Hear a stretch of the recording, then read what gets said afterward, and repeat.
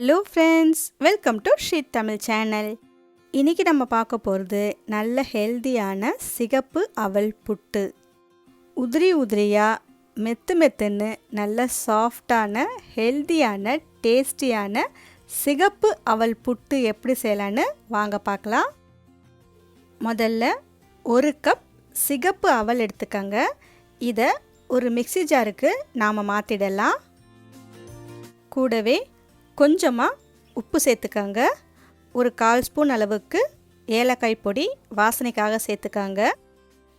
இப்போ இந்த அவலை பொடியாக அரைச்சி எடுத்துக்கலாம்.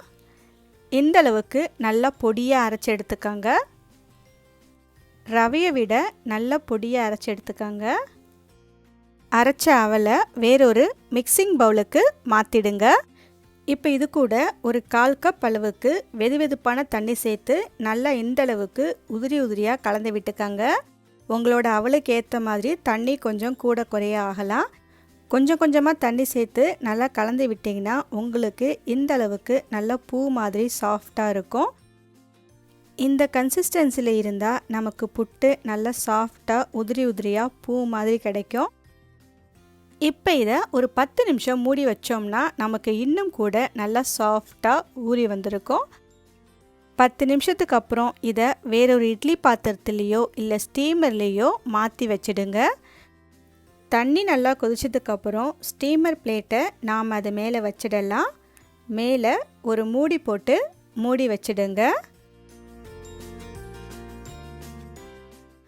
மீடியம் ஃப்ளேமில் ஒரு 10லேருந்து 12 நிமிஷம் நல்லா வெந்து வரட்டும்.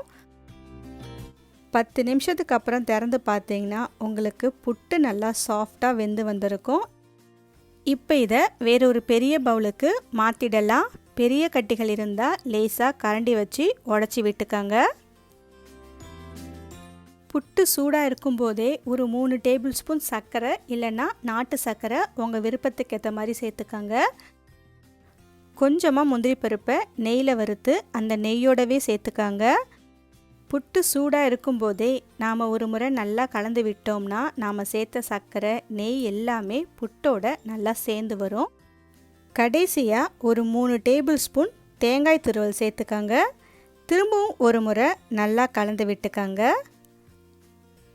அவ்வளவுதான், நமக்கு ரொம்ப ரொம்ப ஹெல்தியான டேஸ்டான அவல் புட்டு சூப்பராக ரெடி பண்ணிட்டோம். இதை குழந்தைங்க ரொம்பவே விரும்பி சாப்பிடுவாங்க.